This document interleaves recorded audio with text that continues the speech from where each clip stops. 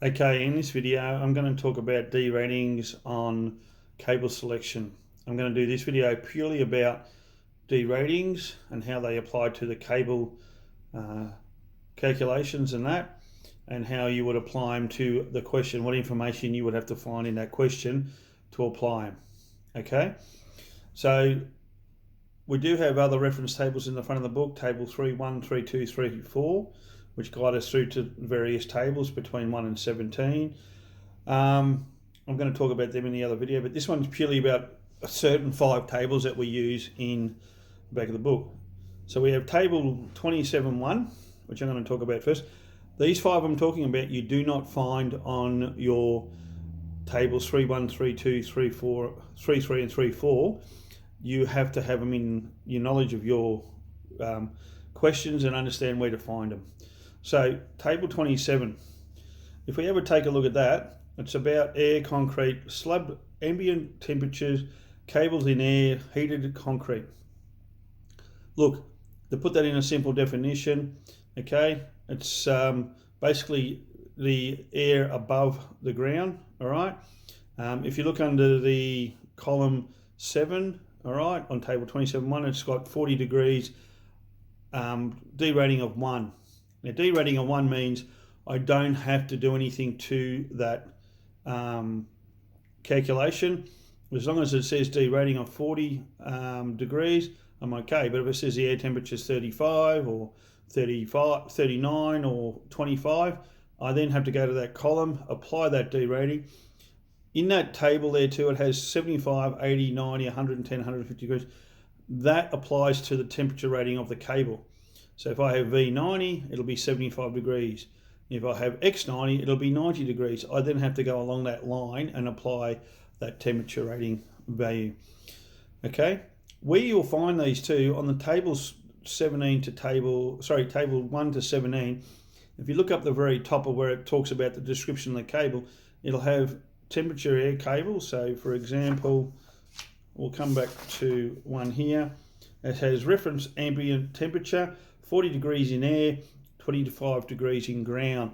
So these first two tables I'm talking about is talking about those two values there. So if I go back to table 27, all right, it talks about that. So the next table I got, table 27.2, talks about soil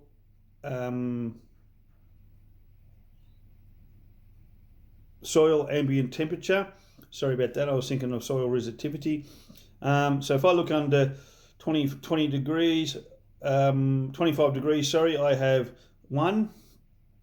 If I have any other, and the values down the side read the same, 75, 80, 90, 110. Like I said, V75, V90, 75 degrees, X90, 90 degrees, all right? And then I have to apply the derating on it. Most of the time, if you read the questions, it'll say soil temperature 25 degrees. Sometimes they put that stuff in a question to spook you up a little bit. It doesn't mean anything, but if it does have a value of example 20 degrees, you would then have to apply the derating. So once you've read the few questions and you understand what the deratings are one, I would suggest of highlighting table 27.1 and 2 by putting the highlighter through 40 degrees and 25 degrees to show where the deratings are of 1. Okay. The next table I'm going to is single core or multi-core depth of laying. Now we have two tables here. We have 28.1 and 28.2. 28.1, right, is where it's buried direct in the ground. It applies more for table 3.3, where it's buried direct in the ground. So if you have more than one cable, or sorry, not more than one cable, but depth of laying. So if it says if it's at 0.5, we don't have to worry about it. 0.5 is ambient temperature of being, not ambient temperature, but perfect depth of laying in the ground. We have a derating of 1. And what they do is they have 3 columns. They have up to 50 mil, all right, is 1, so 0.5 in the ground. Above 50 mil to 300 mil, 1, and above 300 mil.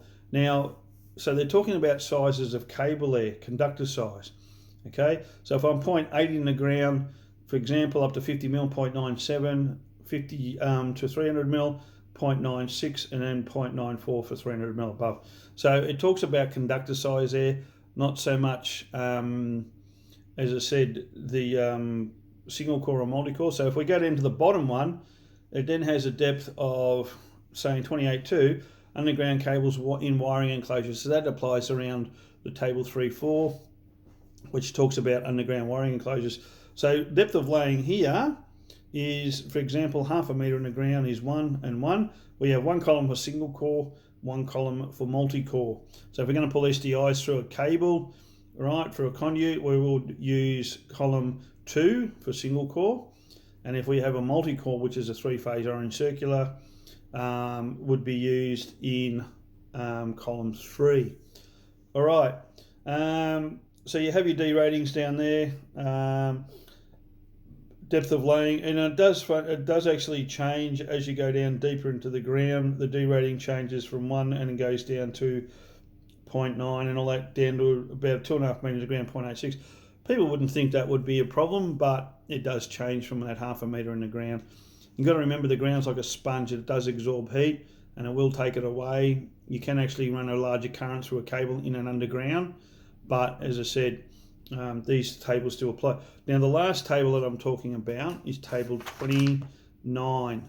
Table 29 talks about resistivity of soil, all right? Thermal resistivity of the soil, all right? Now from 1.2, 1.2 is considered the best one as a D rating of 1.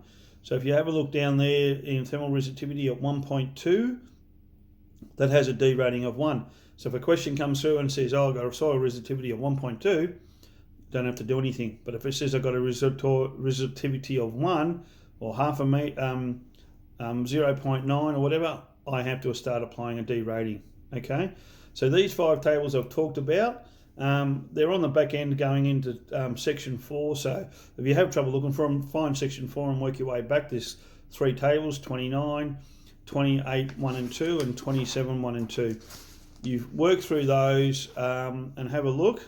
They're not in the front of the, they're not told or made any reference at the front of the book. They're table B1. I would probably have a look at down that reference table, get those 5, highlight them out, and then put down D rating tables. There's only one other D rating we haven't talked about in here is HRC fuses. They have a D rating of 0.09. Okay, reliable fuses is 0.8. We don't even talk about them anymore. They're off the chart. We don't even look at using them anymore. But the D rating of 0.9 for a HRC fuse is covered in the as3008 in section 2.5. It talks about a D rating of 0.9. Circuit breakers don't have a D rating because they have a double action of thermal and magnetic, so they basically have a D rating of 1. Or at the end of the day, you don't have to apply a D rating to them. But fuse wire we do, because it's got to heat up, and we've got to allow for that 10% overrun for it to heat up. Okay. All right. Any other questions? Please post them or talk to me, and I'm happy to deal with them. Okay.